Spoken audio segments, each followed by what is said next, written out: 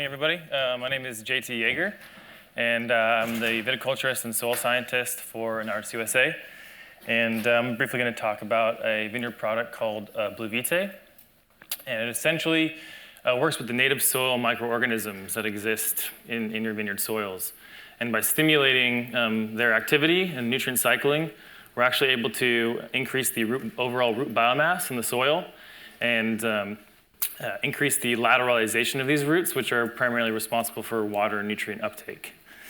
So this last year, we did 65 different vineyard trials across 4 different states.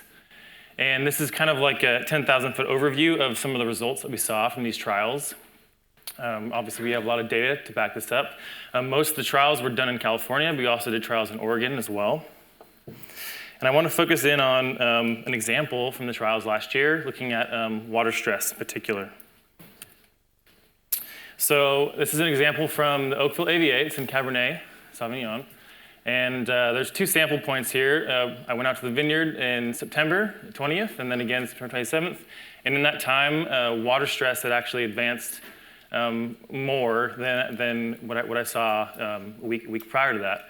And so we essentially counted about 200 different vines in the vineyard and tallied for presence or absence of basal leaf chlorosis. So we saw in the treated area, there's only about 10% of the vines that had the presence of this basal leaf chlorosis. And then in the untreated area, about 50% of the vines. So it was a pretty significant difference in the presence of water stress. Then interestingly, we saw also in these water stress vines a higher amount of berry shrivel as well. And so we actually have the juice analyses from these clusters to back this up. And so what we see here is actually sort of a reduction in average berry weight, which is what you would expect to see with dehydration. You actually see a sharper increase in Brix as well because of this shrivel that we saw. And then this is the interesting part here. We actually saw a degradation of the extractability of anthocyanin content as well.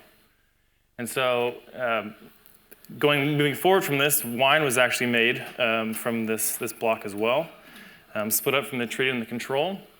We can see here there's actually a reduction in the free anthocyanin content, basically unbound stable color compounds.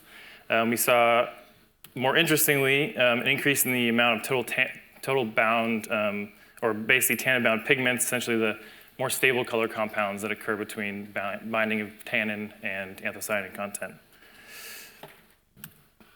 And so, yep, that's all I have for today. We have an informational session actually 2 days from now, and we have a little booth outside these doors. If you have any more questions, please come and find me. But I don't know if we have any time for questions now, Mark, or? Anybody have a question? Okay, well, JT will be right out here. Oh, we have one. I just wanted to ask you, still have spots for the talk on Friday?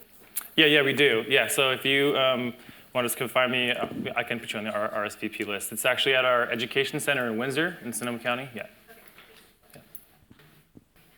Okay, thank you, JT.